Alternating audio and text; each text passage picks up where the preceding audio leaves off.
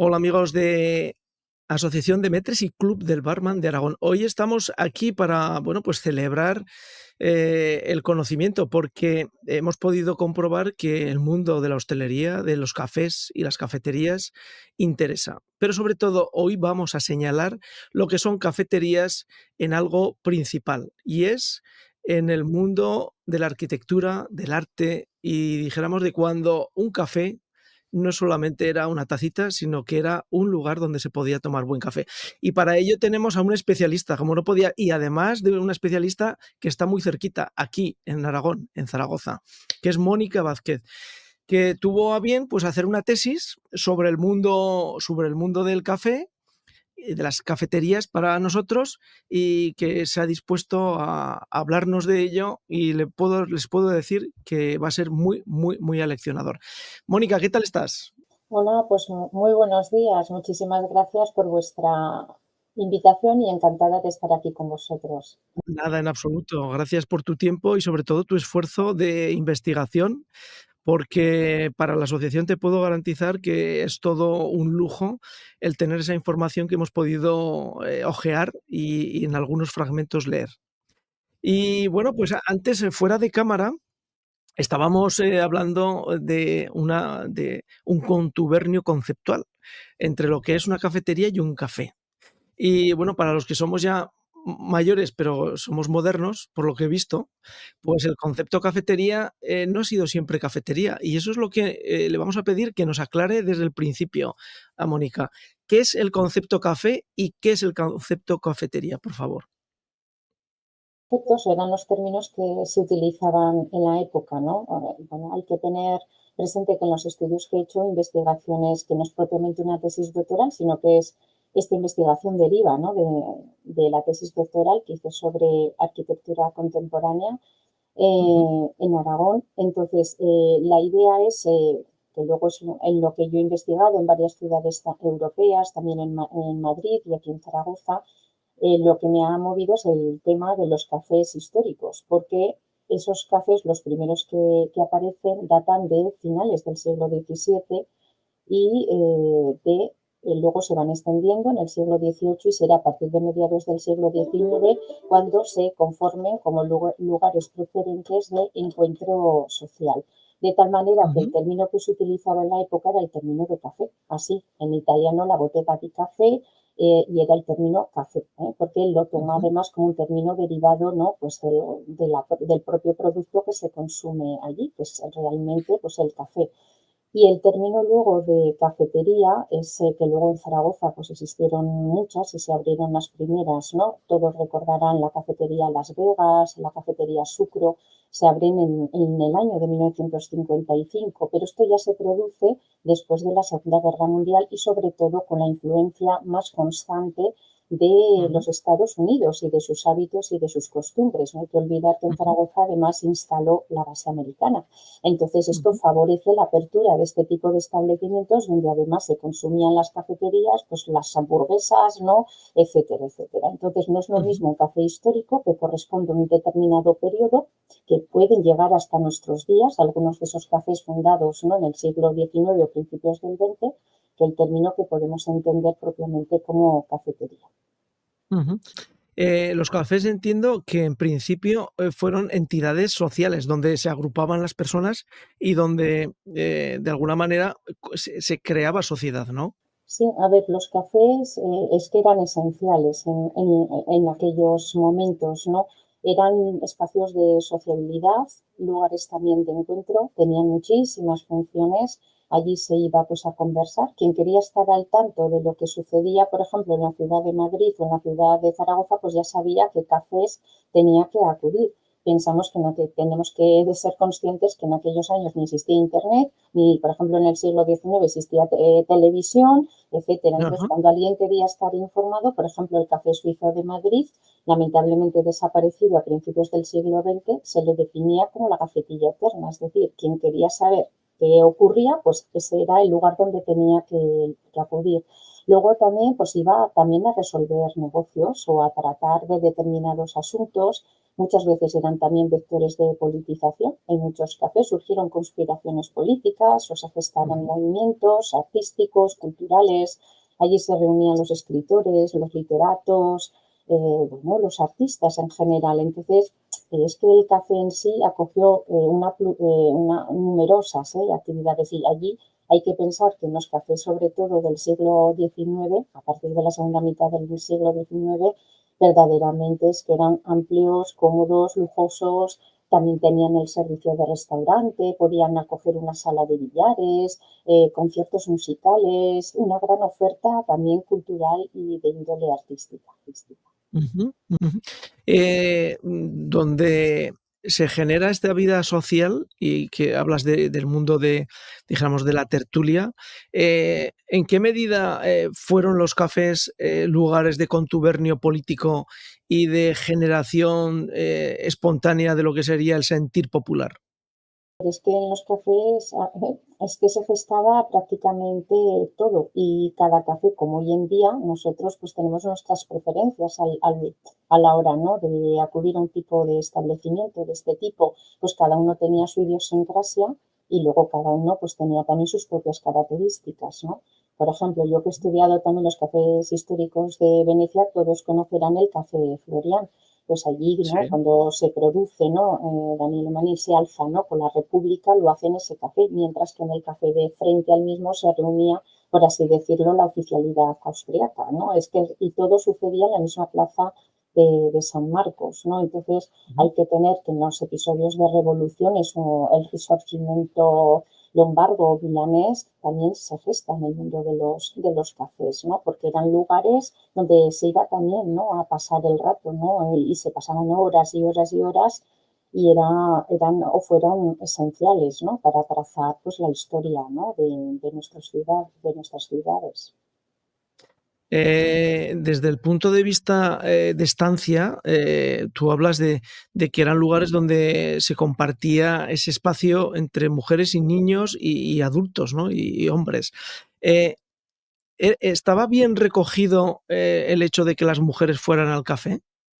No hablo de eso, esa es una pregunta concreta, lo de las mujeres, las señoras y los niños. A ver, también quiero decir que consultar documentación sobre este tema, porque cafés históricos son muy poquitos los que han llegado a nuestros días, aunque los ejemplos y los testimonios que existieron fueron numerosísimos, y por ejemplo Sí. la ciudad de Zaragoza o Huesca han tenido ejemplos y testimonios singulares. Tenemos que pensar que por las pocas fotografías que se han conservado de la época y por los testimonios que hemos localizado, principalmente la clientela que acudía a los cafés era una clientela masculina, ¿sí? Esto también Ujú, quiero señalarlo, pero había ujú, determinados momentos que podían acudir las señoras, por así decirlo, ¿no?, como se dice en la información de la época, pues en determinados momentos, con determinados encuentros o festividades, y sí que, por ejemplo, esto es un aspecto importante. Sí que recuerdo que en el Café Suizo de Madrid estaba, ¿no? Se creó pues, el salón principal y luego crearon un salón que lo llamaron el Salón Blanco en los años 60 del 19 ujú. y que pusieron incluso un cartel diciendo que ahí estaba prohibida la entrada pues, a los hombres. Bueno, y eso generó pues, una polémica en la época que incluso se constata en la prensa madrileña, pero hay que pensar que esa fue una de las grandes retos que se tuvo, ¿no? Y que, por ejemplo, cuando íbamos a principios del siglo XX, los años 20, cuando una mujer, por ejemplo, las artistas querían ir a los cafés, pues iban en compañía pues, de su hermano, como es el caso de Nora Borges con su hermano, pero la presencia estaba allí. Lo único que es algo que muchas veces no está bien testimoniada o estudiada. Pero sí que hay que pensar que eran lugares de encuentro principalmente, pero también dependía del tipo de café. Aquellos, vamos a decir, dirigidos a una sociedad más acomodada, más distinguida, pero en cambio, vamos a decir, cafés con un carácter más popular, ¿no? Pues obviamente, pues allí tomarte un café, pues la presencia femenina igual era más fácil encontrarla, ¿no? Ujú. Tú, que has estudiado el tema y además lo estás mostrando de forma documental, ¿cuándo aparecen las primeras confirmaciones en prensa o en libros o en literatura de la existencia de cafés en Zaragoza en el siglo Sí, XIX? En el caso de Zaragoza, los primeros testimonios también documentales, ¿no? Yo los he Ujú. localizado hacia mediados del siglo XVIII, ¿sí? Y muchas veces pues son herencia, ¿no? De otro tipo de establecimientos que luego se van conformando en lo que es propiamente un café. Eh, en general sí que tengo que decir que los primeros testimonios de café, por ejemplo, en Venecia, los he localizado a finales del XVII. En el Ujú. resto de Italia, por ejemplo, ahora hice recientemente una estancia de investigación en Milán, el más antiguo que he localizado es de 1733, la primera apertura, y en Florencia también de 1733, que es el Café Gili, que hoy Ajá. luego se trasladó a la Plaza de la República y que está todavía abierto allí el Café Gili. Aquí en Zaragoza, pues llegaron, en España llegan un poquito por esas mismas fechas, pero ya hacia mediados del siglo XVIII. Ajá. Entonces, y eso, y entonces muchos de ellos antes eran botillerías y luego alguno de ellos se transforma en lo que mejoran sus condiciones, ¿no? Sus espacios, ofertan más productos y así se denominan, pues aquí en Zaragoza los primeros que localicé eran tres y todos Ujú. además en la calle del Coso, muy cerquita de otro espacio de sociabilidad como es el teatro, porque lo normal es que antes o después del teatro vayamos a Ujú. consumir algo, ¿no? Por ejemplo, ¿no? Ujú. Ujú. En lo que hemos podido leer, el concepto fundamental que había dentro del el concepto café era el lujo, ¿no? Y tú citas el Ambos Mundos, que a mí me suena de oírlo, y el Gambrinus, porque bueno, existen hasta una franquicia de cervecerías Gambrinus como tal.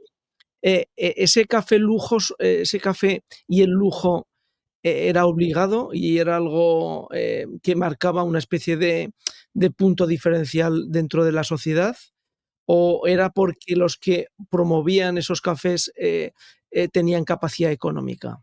Aquí a ver si te respondo todo. En un principio, los primeros cafés que se abren a finales del XVII, del siglo XVIII, incluso hasta principios del XIX, y esto está Ujú. documentado y hay planos, vamos a decir que eran por lo general bastante sencillos en cuanto a espacios interiores, ¿no?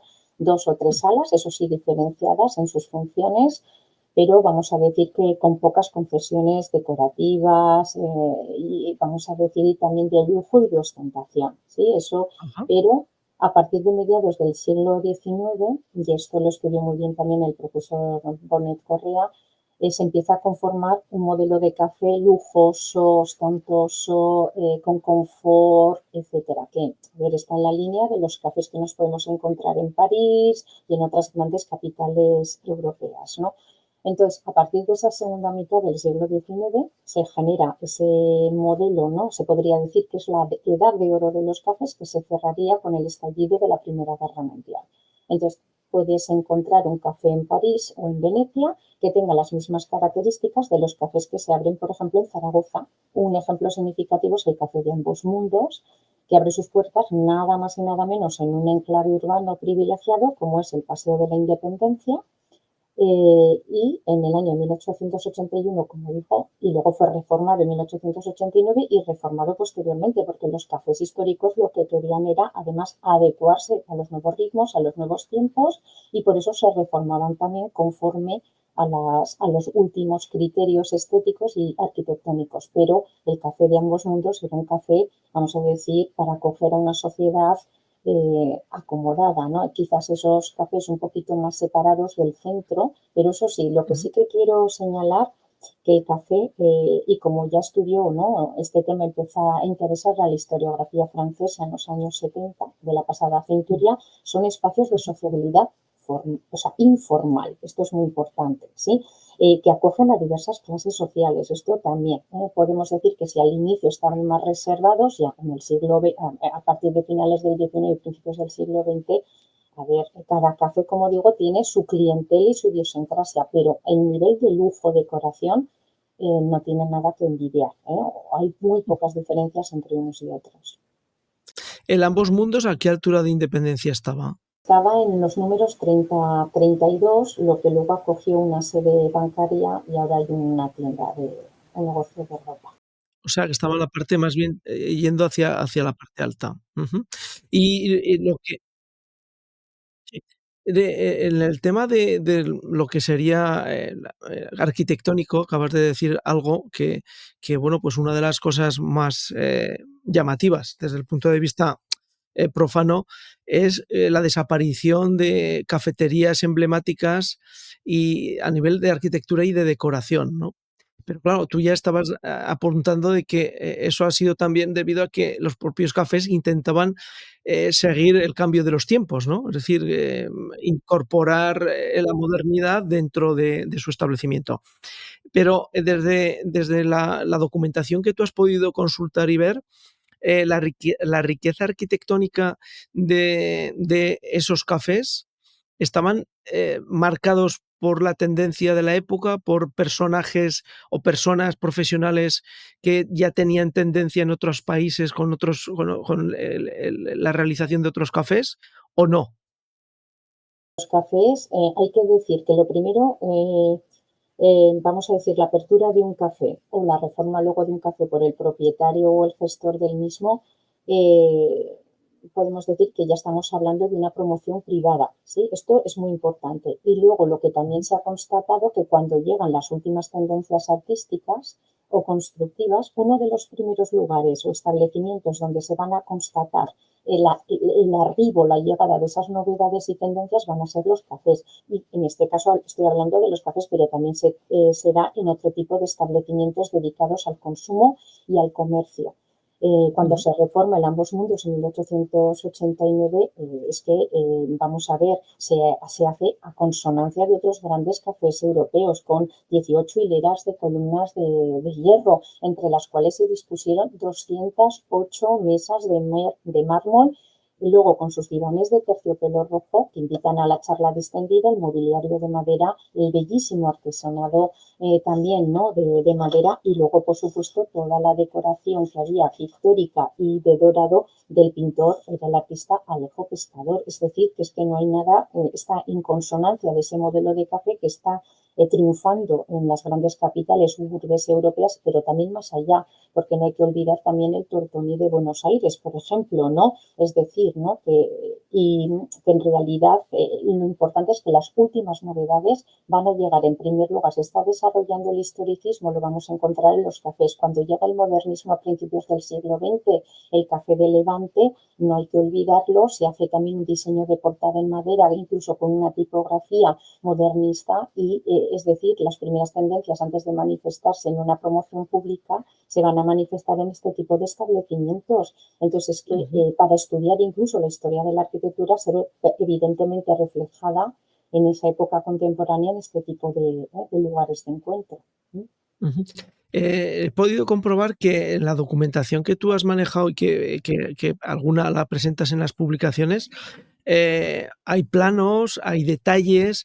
Desde el punto de vista, dijéramos, formal, técnico, ¿tú crees que se elaboraban, dijéramos, o se hacían las construcciones o el emplazamiento con suficiente riqueza, de material técnico para que los albañiles y decoradores y las personas que intervinieran tuvieran información e incluso también la propiedad?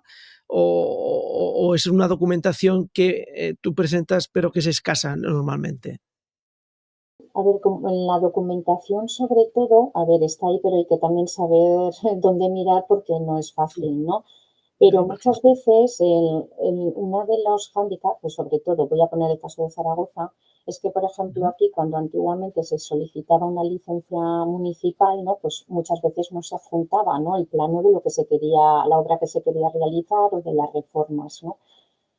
Me parece que esa normativa estuvo vigente, si no me equivoco, hasta el año 1890 o 1892, ¿no? Y luego ya es más Ujú. fácil, ¿no? Encontrar documentación, porque si tenías que hacer una reforma en un local, pues había que solicitar la pertinente licencia o permiso municipal. Lo mismo sucede cuando un café situaba un velador, porque para situar un velador, una terraza que llamamos hoy, pues había que pedir también pertinentemente cada año la licencia municipal y pagar un arbitrio municipal, ¿no? Entonces, ese tipo de documentación sí que se puede encontrar, pero, por ejemplo, encontrar imágenes o tal, es que ha sido lamentablemente, yo creo, un patrimonio al cual no se le ha puesto mucho en valor, ¿no? Entonces, Ya. cuando cambiaba la gestión o se producía una crisis cerrada, Y luego, pero es que hay que pensar, ¿no? Que es que tenían decoración mural, la importancia del diseño del mobiliario, ¿no? Entonces, a veces pues es un poco difícil, ¿no? Encontrar, pero luego pues en localizando fuentes y haciendo una rigurosa labor de investigación, pues se pueden ir, ¿no? encontrando, se puede ir encontrando documentación. Ujú. Antes me has dejado perplejo con la dimensión del ambos mundos, con la cantidad de mesas y de pilares, ¿no? Evidentemente, para poder, poner en funcionamiento este tipo de establecimientos, era necesario oficios y artesanos que pudieran manejar, ese tipo de elementos, ¿no? Las cafeterías como tal, o los cafés, mejor dicho, como tal, eran un acicate y un incentivo para que el mundo de la artesanía, que tenía que construir y fabricar elementos, fuera dinámico en la ciudad de Zaragoza, o la realidad es que había elementos que venían de fuera y se compraban fuera.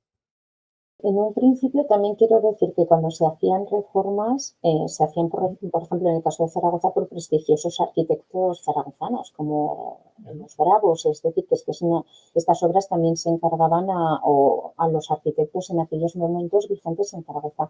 Pero es algo que es muy importante señalar que, por ejemplo, cuando se realizaba la reforma de un, en este caso de un café o de cualquier otro, vamos a decir, establecimiento, hay que pensar siempre en la colaboración de los arquitectos con otros profesionales, ¿no? O sea, con el ámbito artístico, en el caso de ambos mundos, Alejo Pescador, pero también se contaban con albañiles de, vamos a decir, ¿no? Especialistas en albañilería de la ciudad. Por ejemplo, en el caso de ambos mundos, pues estuvo encargados, ¿no? José María Causi, Mariano Flecas, la carpintería José Cazcarro, etcétera. Es decir, que trabajaban tallistas, etcétera. Es decir, eran artesanos con los que habitualmente los arquitectos estaban familiarizados, ¿no? Yo, por ejemplo, que hice la tesis sobre el arquitecto José Borovio, ellos ya tenían una plantilla, entre comillas, ¿no? de personas Ujú. que cuando hacían una obra, por ejemplo, la Confederación Hidrográfica del Ebro, ¿no? Que está en el Paseo de Sagasta. Una cosa es diseñar, proyectar y construir el edificio, pero luego el mármol, ¿no? Que, por ejemplo, los relieves en mármol que tenemos, pues eso también es importante. Ellos ya asignaban el trabajo a quien, al escultor pertinente o con quien colaboraban de manera más frecuente, pero eso lo que hacía era activar también la economía desde locales. O, por ejemplo, cuando se reformó el Café Saldúa, que estaba en la Plaza de la Constitución, el de España número 6, lo Ujú. reformaron, ¿no? Se abren las puertas tras la reforma de Regino y José Borovio en 1931, pero es que el mural decorativo que hay en el fondo, aunque fue que había en el fondo, ¿no? Con esta ambientación de música, de jazz, que había sido diseñado por José Borovio, quien lo materializa son los hermanos decoradores Curie. Es decir, que es que hay un mundo era una colaboración y una visión integradora de lo que se entiende el arte y la construcción. Ujú. Bajo tu criterio, bueno, pues, la sensación, como cliente, como ciudadano y como persona adherida al mundo de la hostelería, mi sensación es que, hay ciudades donde todavía conservan estos cafés, por ejemplo, el Café Iruña en Pamplona, ¿no? Tienen unas dimensiones y un formato que me recuerda en algo a lo que tú estás relatando y lo que he podido leer en la documentación que tú, has preparado. Pero, en Zaragoza da la sensación como si hubiera habido un barrido y se hubiera llevado por delante, todo ese mundo modernista de finales del siglo XIX y principios del siglo XX, como, si quisiéramos rechazar, de alguna manera, esos vestigios. ¿Tú tienes alguna teoría de por qué se produce esa especie de eliminación de todo ese ambiente en el mundo del café? Esto no afecta solo al mundo del café, ¿no? Sino que Ujú, afecta a muchos otro tipo, a tipologías de edificios y de establecimientos, ¿no? ujú, Aquí únicamente decir que conservamos el café de Levante, que abrió sus puertas en 1895, que estaba antes, ¿no? En la planta baja de un edificio junto a la Puerta del ujú. Carmen y que hoy lo tenemos en la calle Almagro, si no me confundo. Es decir, Sí. que podríamos decir que es uno de nuestros cafés históricos. Y a este respecto, ahora que mencioné el café de Levante, Decir también que es que cafés de Levante se abrieron en toda España. El café de Apertuto, como dirían los italianos en Madrid, etcétera, ¿no? ¿Por qué? Porque cuando antiguamente se consumía una taza, no se decía, póngame usted una taza de café en el siglo XVIII, ¿no? Principios del XIX, sino póngame una taza de Levante. ¿Por qué? Porque la procedencia de esta exótica bebida, porque el café era una exótica bebida, el término Levante alude pues, a su procedencia. Y antes también me mencionabas el término de gambrinus, que eso ya no son cafés, son cafés cervecerías, Ujú, gambrinus, ¿no? Y esto es ujú. interesante porque en Zaragoza hubo uno al lado de la Diputación Provincial de Zaragoza, en la Plaza de España, ¿no? Y que algo también que quiero destacar, en el caso de Zaragoza, todos los cafés que se abrieron en el siglo XIX, en la segunda mitad del siglo XIX, como fue el Gambrinus, por ejemplo, o el Café Oriental, ocupaban amplios locales. Y que cabe la Ujú. casualidad es que hoy en la actualidad o están destinados a cafeterías o a otro tipo también de comercio, ¿no? Es decir, que esos locales a veces no analizamos que llevan ahí desempeñando esa función, aunque cambiando de tipología y de propietarios, pues nada más y nada menos que más de hace más de un siglo, ¿no?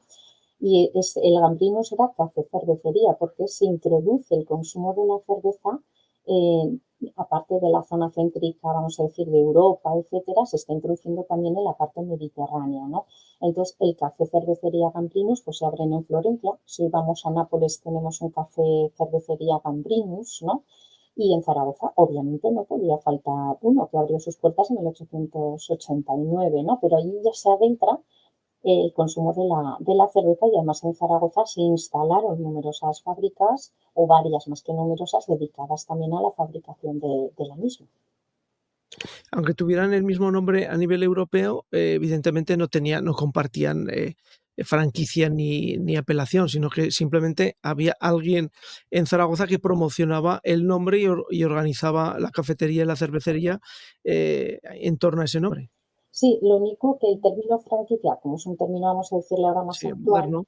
más Ujú. moderno, sí, pero sí que, por ejemplo, sucedía algo en lo que también he investigado y en lo que estoy ahora también está haciendo, abriendo una pequeña investigación, que es muy interesante. En Zaragoza, pues hubo un café suizo, donde hoy justamente en la esquina, ¿no? de la plaza de España, ¿no? Con Paseo Independencia, que hoy está ocupado por una tienda o negocio de cosmética, hasta ahí lo voy a Ujú. dejar, pues ahí estuvo el café suizo en su segundo y último emplazamiento hasta su cierre a principios del siglo XX. Pero es que vamos a Aro y hay en La Rioja y hay un café, o hay un café suizo. A Madrid, un café suizo. En Pamplona, en Bilbao, en muchísimos lugares de nuestro territorio. Ahí sí que podríamos hablar, porque todo esto sucede, ¿no? De una familia, ¿no? que procede de la zona del cantón de los Grisones, que además eran pasteleros, cafeteros, de ahí el famoso bollo suizo. Entonces, cuando Ujú. llegan aquí a España, el primer café suizo que abren es el de Bilbao y van luego extendiéndose por toda nuestra geografía, podríamos decir. Y todo eso pertenecía pues a la familia Matosi, a la familia, o sea, todas estas familias que, bueno, dos o tres que vinieron, ¿no? Y abrieron estos cafés. Entonces abrían uno en Madrid y luego vinieron a abrir 2 años después el de Zaragoza. Entonces hacían propiamente franquicia, ¿no? Pero sí que eran ellos mismos los que se encontraban detrás de la gestión de este tipo de establecimientos y ese es un aspecto muy, muy interesante a tener en cuenta ahora. Y por eso se llama café suizo, porque ellos eran originarios de allí. Lo que, claro, son cosas que llaman la atención cuando relatas el hecho de que, claro, las cafeterías, o perdón, el café, los cafés tenían que tener iluminación, ¿no? Y en su momento iluminaban con gas, es decir, cuando llegaba la noche, ellos seguían abiertos con la iluminación de gas, ¿no? Relatas el cómo se transformó ese mundo cuando llegó la electricidad, ¿no? ¿Eso supuso que con la electricidad, estuvieran más horas abiertos o fueran más seguros? ¿Hubo alguna transformación social en esas mejoras técnicas? A ver, yo sí que quiero también señalar que los cafés, pero Ujú. no solo aquí en Zaragoza, sucedió en el ambos mundos. pero en esta última investigación que he hecho en los cafés de Milán y en concreto los que había situados en la galería de Vittorio Emanuele, es que Ujú. eran aquellos, como les he señalado anteriormente, introducían las novedades artísticas y constructivas, pero también las técnicas y el progreso. Porque, por ejemplo, en el desaparecido Café Gnocchi de Milán, en la Galería Vittorio Emanuele, antes de introducirse el alumbrado público, ¿sí? Se introdujo en el Sí. café. O aquí en Ajá. el Ambos Mundos, en 1885, vamos a decir, esa luz, esa instalación eléctrica vino a sustituir al alumbrado a gas. Es que esto es muy importante. Es que aquí hay que pensar que concentraban a tantas personas y acogían tantas actividades, ¿no? Que detrás hay esta promoción que interesa que eso salga, vamos a decir, hacia adelante. Entonces, esto es un aspecto a destacar y a valorar de este tipo de establecimientos. Ujú. Eh, Has hablado de cafés en el centro.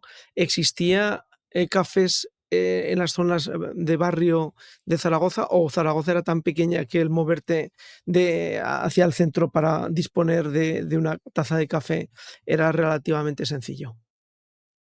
Con el tiempo se fueron instalando, ¿eh? Sí, lo único que el eje principal, como sigue siendo hoy en día, ¿no? Vamos a decir, la vía, ¿no? Que concentra el comercio, etcétera, en aquellos años y hoy todavía el coso, hay que pensar que también luego la ciudad fue creciendo, ¿verdad? Pero si pensamos también en la primera mitad del siglo XIX, pues tenemos que tener un concepto de cómo era la ciudad también urbanísticamente en aquellos años, ¿no? Luego va creciendo, se va trazando la Gran Vía, etcétera, etcétera, ¿no? Entonces, hay que pensar que los primeros cafés abrieron las puertas en la zona de la calle del Coso, ¿sí? Luego también en la zona de la Plaza de la Constitución, o Plaza de España, y luego ya cuando se traza el Paseo de la Independencia, entonces conforman como esa especie de cinturón y también cuando en la década de los años 60, ¿no? Pues viene trazada la calle Alfonso, pues allí se convierte no solamente en un lugar de comercio, allí se instalan cafés, pero es que era como el eje comercial, social, se convierte como un paseo urbano. Esto también hay que pensar que el Paseo de la Independencia se convierte en el lugar donde uno pasea, quiere ser visto, pero dejarse ver también. Y luego no hay que olvidar que también las primeras cafeterías donde abren también en el Paseo de la Independencia, la Ujú. cafetería Sucro, la cafetería Las Vegas y en algunas ocasiones ocupando locales de antiguos cafés históricos, que esto también es muy importante, ¿sí? Es decir, un café histórico deja de un café vamos a decir, porque es que los cafés, como hoy en día va cambiando nuestras costumbres, nuestros gustos, ¿no? Consumimos otros productos, pues muchas veces esos locales se van adaptando y donde se abre una cafetería, pues antes era, pues yo qué sé, la Granja Doré, ¿no? Como que hubo una Ujú. familia en Zaragoza. Entonces, es que es así, ¿no? Ujú. Entonces, luego sí que fueron creciendo. Piensen ustedes también en el Café Madrid, ¿verdad? Que está muy cerquita de la Aljafería, ¿no? Pues ese café estaba alejado de lo que se podría considerar, pero también hay que entenderlo en el contexto de una ciudad que ha ido creciendo, ¿no? Y saliendo de esos límites, vamos a decir, históricos, ¿no? Ujú. Lo que relatas también es, o recuerdas que los momentos importantes de la ciudad eran momentos señalados para que los cafés tuvieran ese esplendor, ¿no? ¿En qué medida las ciudades tenían como emblema y como elemento importante el que sus cafés fueran de riqueza, sobresaliente a nivel arquitectónico, decorativo y de arte, dijéramos, de vanguardia? A ver, cómo oriento esta pregunta. Lo que sí que puedo decir es que, a ver, cafés como el Ambos Mundos, el Gambrinus, para mí uno de los más bellos que tuvo Zaragoza es Ambos Mundos, es que se decía además que era uno de los más grandes de Europa. O sea, esto está recogido, ¿no? O uno de los más grandes. Es que para coger 208 mesas, es que eso sí que era sociabilidad. Ahora que vamos todos a buscar la individualidad, ¿no? Pues allí no, Ujú. pues allí es que no, es que era otro Sí, sí, concepto, ¿no? También de llama la vida. atención.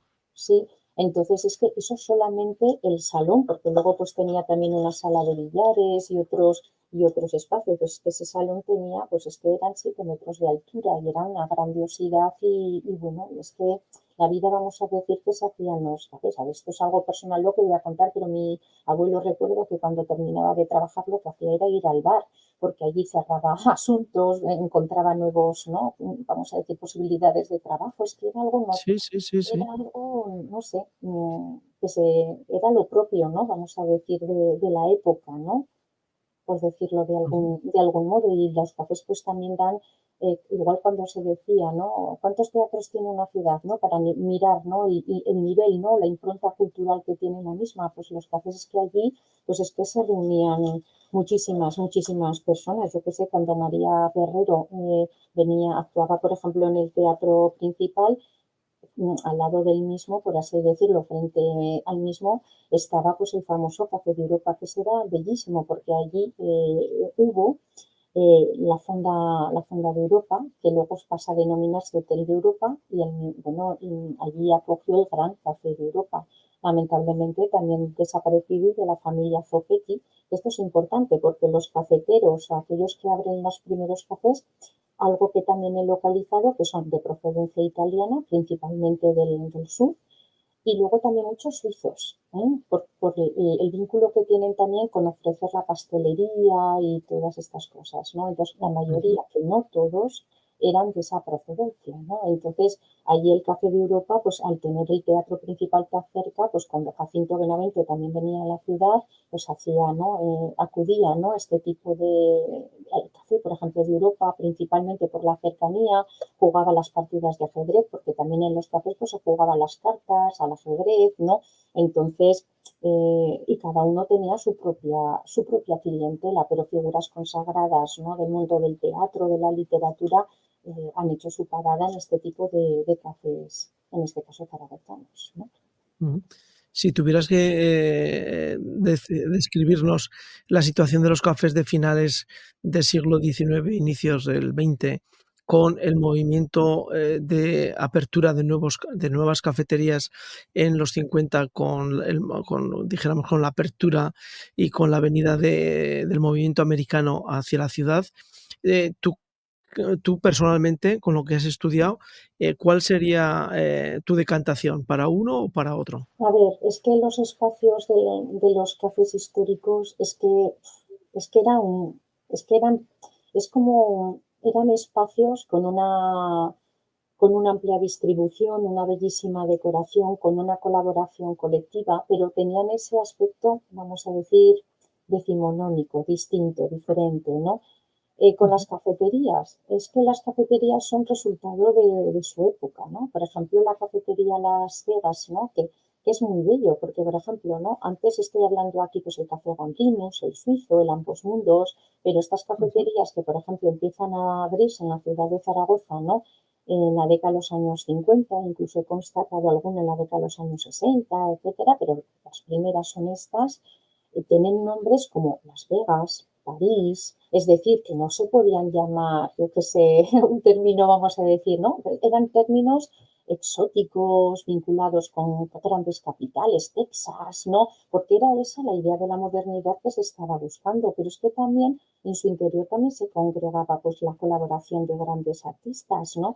Por ejemplo, ¿no? El Café Las Vegas tenía el servicio de marisquería, heladería, cafetería, tenemos también, pero son ya como distintos, ¿no? Pero cuando uno entraba, lo primero que se encontraba era una barra con taburete, o sea, con esas banquetas altas, pero también había artistas que colaboraban, ¿no? Porque, por ejemplo, el diseño del mobiliario, pues lo hizo la gran empresa, ¿no? De los Certales, ¿no? Entonces, es que ahí está Ujú. presente también, ¿no? Pero son otros tiempos, y aunque la primera zona era una zona más de paso, por así decirlo, luego también tenían su saloncito al fondo, ya tenían una planta primera, también dedicada pues, a la pastelería, una zona más reservada, que son como ese pequeño recuerdo de esos cafés históricos que estaban para una tertulia más sosegada, ¿no? Mientras que la zona de entrada era pues para consumir algo de una manera más rápida, pues como la sociedad, ¿no? Hay que pensar que la sociedad cambia y que, como decía la publicidad de la época, como en un punto, ¿no? Como en un punto y coma rápido y márchese a trabajar, ¿no? Que es que el ritmo ha cambiado. La sociedad del siglo XIX no es la misma sociedad que ya está mecanizada, por así decirlo, ¿no? Como la sociedad de después de la Segunda Guerra Mundial. Pero ambos espacios hay que valorarlos, ¿eh? Porque luego tenían decoración mural, Pilar Burges hizo muchos murales también, ¿no? Pues para la cafetería París, o sea, es que la integración de las artes sigue estando presente como recuerdo de los cafés históricos, ¿no? Pero el Ujú, concepto es distinto, ¿no? Por ujú. decirlo de algún modo. Cuando al principio pues, de esta conversación, de esta entrevista, me has hecho reflexionar sobre el concepto café y cafetería, ¿es quizá porque cambió también el modelo de servicio y de trabajo dentro del espacio? Sí, además, bueno, es que esto podría hablar mucho en lo que bueno, tengo documentado y espero no, a ver, en el siglo XIX, las personas que ejercían, ¿no? El papel de camareros no tenían un sueldo, por así decirlo. Creo, esto lo tengo documentado también y estudiado en el libro, me parece que fueron los años 20 cuando empiezan a tener pues un sueldo, ¿no? Porque antes pues era vamos a decir, la propina, ¿no? Por eso, o sea, es que los camareros se convertían como en confidentes de los clientes. Allí sabían todo de la vida, les contaban, les decían, en cambio luego ya tenían un sueldo, vamos a decir, estipulado y establecido, ¿no? Y luego también documenté la presencia de camareras, ¿no? En los cafés que también datan de aquellos años, los años 20, ¿no? Que son esos años más de abertura, ¿no? Los denominados, ¿no? Felices años 20. Sí. Y en cambio las cafeterías, ¿no? Que también tengo un texto publicado sobre este tema en Zaragoza, es que la mujer está integrada perfectamente ya, ¿no? Vamos a decir, en el servicio, ¿no? En ese espacio, ¿no? Y podríamos encontrarla perfectamente trabajando, o sea que ya vemos la incorporación también de la mujer en aquellos años, pues a este ámbito, ¿no? De trabajo, ¿no? Ujú. ¿Era usual, que los caballeros fueran acompañados de damas o de sus señoras a los cafés? Sí, era usual, pero también cuando tenían que tratar, yo qué sé, de que si era por una tertulia específica, pues iban solo, ¿no?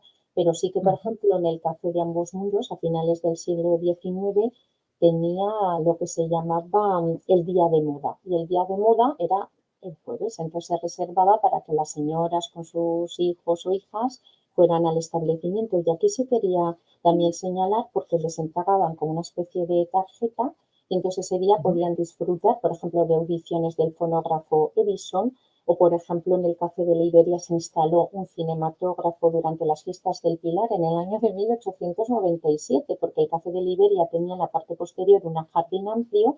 Entonces, a veces no valoramos que muchas veces las primeras exhibiciones tenían lugar en este tipo de establecimientos, pero porque eran locales muy amplios. Entonces, tenían muchas veces un jardín en la parte posterior principalmente pensando en la estación de verano o cuando no hacía demasiado frío. Y es que eran como promotores de cultura, ¿no? El Café de París, que tuvo también un skating, una pista de patinaje, que aunque duró poco, pero es que eran como espacios de entretenimiento, de ocio, ¿no? De encuentro, ¿no? Esa es la Ujú. idea también que quiero reforzar. Eh, ¿Tú crees que, para disfrutar de, por ejemplo, cuando has citado el Café Iberia, que me llamó la atención que tuviera zonas ajardinadas, ¿tú crees que estos espacios, eran para personas que vivían en un ritmo que desde luego no se parece en nada al que nosotros, vivimos? Es decir, ¿es necesario un tipo de tiempo y uso de ese tiempo para que esos espacios existan? Sí, yo creo que se vivía en un tiempo más sosegado, sí, se Ujú, disponía más de tiempo y por eso también esa diferencia que introduce las cafeterías lo que introducen son los platos combinados, ¿no? Para que uno vaya ujú, y coma más rápido, ¿no? Es por eso sí, decía, ¿no? Que son tiempos distintos, que nos va marcando, ¿no? Pues el paso del tiempo. Por ejemplo, ¿no? En las tertulias que Ramón Gómez de la Serna tenía en el Café de Pumbo en la calle Carretas de Madrid, es que entraban por la tarde, me parece que eran a las 8 de la tarde y salían por la mañana. Entonces, es que es distinto, ¿no? Entonces ahora, pues no tenemos más que vernos los ritmos de vida que cada uno de nosotros y nosotras llevamos, ¿no? Pero allí era, mm. pues eso, ¿no? Como era otro estilo de vida, por así, y otras costumbres. Has citado al cinematógrafo, ¿cómo afectó el desarrollo del cine en los primeros años del siglo XX a la transformación del uso de la cafetería? Bueno, más que nada es que les convirtió en pioneros también de la difusión, ¿no? Y en dar a Mm. conocer todo este tipo de novedades, o el Café de París también, allí mostraba sesiones también de fotografías animadas, ¿no? A sus clientes, ¿no?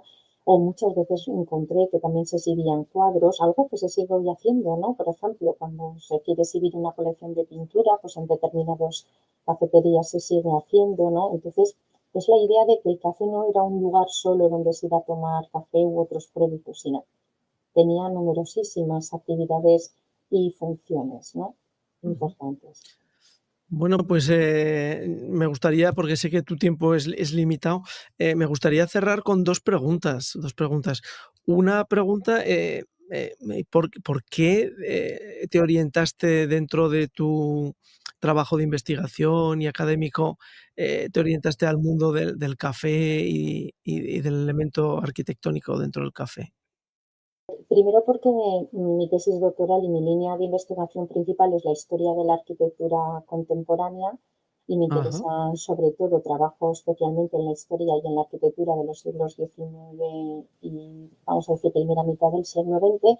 Y todo se derivó porque, como decía anteriormente, pues trabajé hice la tesis doctoral sobre la figura y obra arquitectónica, pictórica y gráfica de José Borovio Ojeda, y coincidió que reformó pues, varios cafés de la ciudad de Zaragoza, por ejemplo, entre ellos los Espumosos, también el café que hablaba antes, en la Plaza de la Constitución número 6, hoy Plaza de España, y hubo un café La Perla, que luego se denominó Café de Saldúa.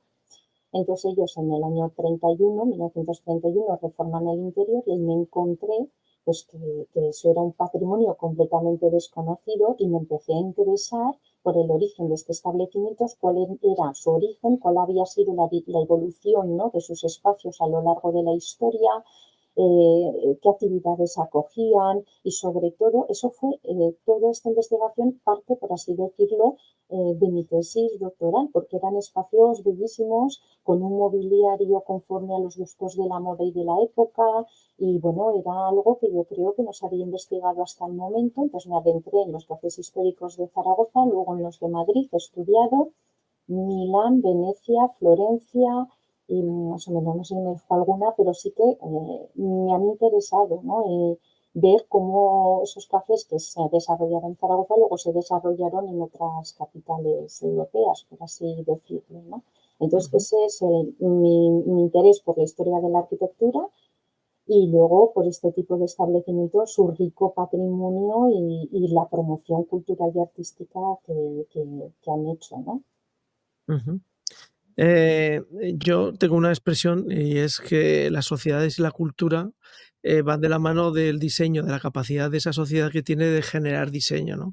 Y yo soy un enamorado de, bueno, pues de todos los elementos de arte que se incorporaban a las cafeterías de la época, ¿no? Sobre todo el principio del siglo XX, 1920, 1930, ¿no?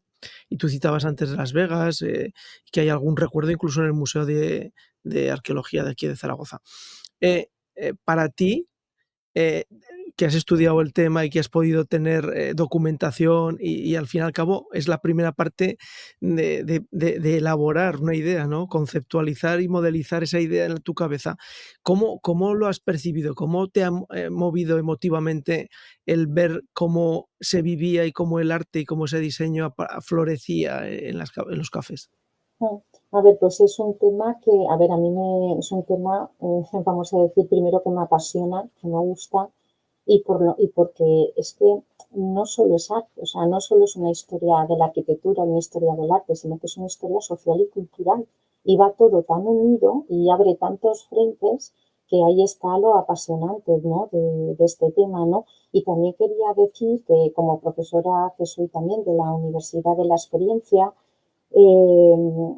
para mí me reconforta que cuando voy a dar clases o el otro día, ¿no? Que estuve en Teruel, pues cerrando la sede, ¿no? O sea, cerrando el curso académico, perdón, ¿no? De Teruel, de la Universidad de la Experiencia, pues di también una intervención sobre el tema de los cafés y me sorprendió, ¿no? Bueno, todas estas personas que asistieron pues eran estudiantes de Teruel, pues me recordaban el café de ambos mundos, cuando su padre o sus padres les llevaban de pequeños. Una señora también me hablaba del café del Nikkei. O sea, eso es que quiere decir que todavía esas generaciones tienen estos cafés en su memoria, que está en la memoria colectiva de la ciudadanía, y para mí eso es muy importante, ¿no? Y Ujú. ahí está también la impronta que los cafés han dejado en ellos, ¿no? Y eso sí que, de verdad, eso es algo que en estas generaciones podemos decir, pues está todavía vivo, ¿no? Esa memoria y ese recuerdo. Bueno, pues Mónica, mil gracias por tu tiempo, por tus explicaciones, porque para los que estamos metidos en el mundo de la hostelería no te puedes ni imaginar la ilusión que nos hace el que una persona dedique su tiempo, su trabajo, su investigación a recoger y a traernos lo que otros muchos han hecho para que la vida social prospere. Y como bien decías tú, prospere dentro de la entidad que es un café o una cafetería, ¿no? Y desde luego, lo que sí, releyendo cosas que has escrito, pues y que muchas veces en la asociación hablamos, pues tenemos que retomar viejos conceptos y ponerlos en funcionamiento porque probablemente podemos seguir dando mucho en la hostelería si somos capaces de traer ese concepto social que tú estabas mencionando, ¿no? Pues Mónica, mil gracias de verdad. Y desde el nombre de la Asociación de Metres y del Club del Barman, bueno, pues te agradecemos muchísimo tu trabajo y tu tiempo hoy para explicarnos con tanto detalle y con tanta claridad en lo que fueron esos cafés que desde luego es una pena que no podamos al menos tenerlos bien filmados. Pues muchísimas gracias a vosotros, y que para mí ha sido de verdad un placer estar aquí, y que bueno, y que lo más importante es que la sociedad sea también conocedora, ¿no? De este tipo de este patrimonio histórico, artístico, social y cultural, y que aquellos cafés históricos que todavía se conservan, que los hay, pues que intenten conservar, ¿no? Porque son esencia de otros tiempos que también nos ayudan a trazar nuestra propia historia. Así que muchas gracias. Pues mil gracias, Mónica, y todo nuestro apoyo y nuestro agradecimiento. Y hasta la siguiente a todos ustedes aquí en el Club de Barman y la Asociación de Metres. Ya saben, síganos y recuerden que el día 23 de junio tenemos el SAFA para encontrarnos y disfrutar del mundo de la coctelería. Así que ahí les esperamos. Hasta la siguiente. Chao.